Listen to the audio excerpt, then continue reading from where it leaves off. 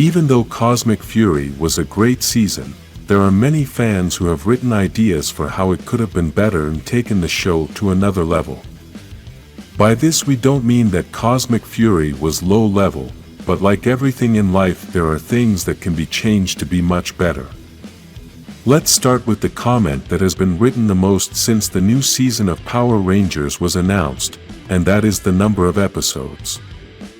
For a long time, all Power Rangers seasons have had more than 20 episodes, but Cosmic Fury only had 10 episodes. This angered many fans as they felt they were going to be given something unfinished, and although many were wrong on that score, the reality is that Cosmic Fury deserved to have 20 episodes. This is the first time in the franchise that they made a connected story. Basically all the episodes were connected, and it wasn't like all the previous seasons. We all know that in all the Power Rangers seasons, every episode had repetitive stuff. The main monster wants to defeat the Rangers, they find some weakness, they build a monster out of that, they send it to Earth, the Rangers fight, the monster gets big, and then they finish it off. We saw this in almost every episode, but in Cosmic Fury it was like watching a 10-episode movie, and even though we also had similar battles, it wasn't as repetitive. If Cosmic Fury had 20 episodes, then they could have told more stories and not rushed the ending. They could have also included other characters that would have given the season more strength, and this would have taken Cosmic Fury to another level. We must clarify something important. The decision to make 10 episodes was not of the producers, this was a decision directly from Hasbro, and the producers had to compress everything in those 10 episodes, even though everything was written for 20 episodes. Another important point for Cosmic Fury to be on another level is the audience to which it was directed, since many thought we were going to have a series with an intensity like the special episode, but the reality was not like that. Hasbro also asked for this season to be aimed at the same children's audience that has been targeted every season, and this has a main purpose. Power Rangers has always been targeted at a child audience, so they couldn't change that drastically, as many parents might start complaining. The case of the special episode is different, as it is not part of the regular series and had to be targeted for adults, as those are the ones who know Mighty Morphin. Possibly if that episode had been aimed at a child audience as well, then maybe it wouldn't have been as successful as it was. Even though that special episode was going to be darker, Hasbro asked that it be for the whole family, since they knew there were children who were likely to see it. Another thing that fans have commented on is that they could have brought in more Rangers from the past, since Cosmic Fury is the closing of the 30 years of the franchise and we only saw a few things from other seasons. The easiest way they solved this situation was to add some Megazords from other seasons, and the producer of the series has already said that they chose those Megazords only because they were the ones they already had in 3D. Basically these Megazords were already built in 3D, so they took advantage of that and used them. It was nothing strategic to use those Megazords specifically. I honestly would have liked to have seen other Rangers, especially those that we know travel through space and were perfect for this space theme.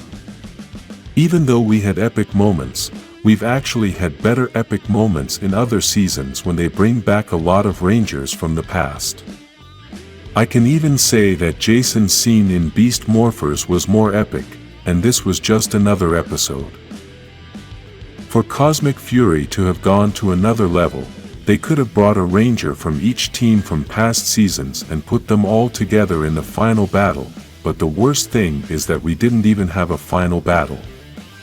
They could have done the same with the villains, bring different villains from past seasons, but we mean the main villains and not the secondary villains.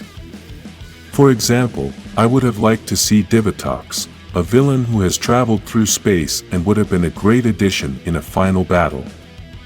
She also represents an important part in the history of Power Rangers, as she was the villain in a movie and in the Turbo series. In this same way, there are other villains that would have been a great complement for a final battle, Basically, it would have been a confrontation between several main villains and several Rangers of all seasons for an epic final battle that would culminate with the 30 years of the franchise. With that same villain thing, another thing Cosmic Fury needed to be on another level was a more powerful villain. Don't get me wrong, Lord Zed is an excellent villain, and transforming him into Master Zed was the best thing I've seen in a long time, but sadly this was short-lived. If they weren't going to use Master Zed, then they would have given me a more powerful villain, something along the lines of Ivan Ooze, who made Lord Zed look insignificant in the '95 movie. We know this villain is not part of canon, but I would have preferred if they made him canon, as this would mark an epic moment, because this '95 movie is still part of Power Rangers history, and seeing this villain would have been awesome. On top of that, this gelatinous villain would have been a big problem for the Rangers, and then there we would have a great ending. Unfortunately, the ending we got was quite disappointing, because even though Bajilia is an excellent character, she is not a powerful villain that can fight the Rangers. Perhaps she could create an excellent plan to stop Master Zed and the Rangers, but in a fight, she was destroyed very easily. However, in one fight no Ranger could defeat Lord Zed, and when he became Master Zed, he became practically invincible. That's the kind of villain that an action and battle series like Power Rangers needs. The series didn't need a weak villain who only has power because she has money and can pay others to build things that will defeat the Power Rangers. Another thing that would have taken Cosmic Fury to another level was to create a more original story, and perhaps many will not understand this. Unfortunately, many have compared Dino Fury to Mighty Morphin. We even already have a video on the channel with all the similar things that these two series have. In Cosmic Fury, which is the third season of Dino Fury, they didn't move away from Mighty Morphin, on the contrary, they got closer. Where have we seen this story of an evil ranger? This was one of the first Mighty Morphin stories, and although we have seen some evil rangers in other seasons, here it was very much like the Tommy Oliver story. Tommy was controlled by Rita, Ollie was controlled by Lord Zed. Tommy always wanted to take on the Red Ranger, and Ollie always wanted to take on Amelia, the new Red Ranger. Ollie did an excellent job as a villain.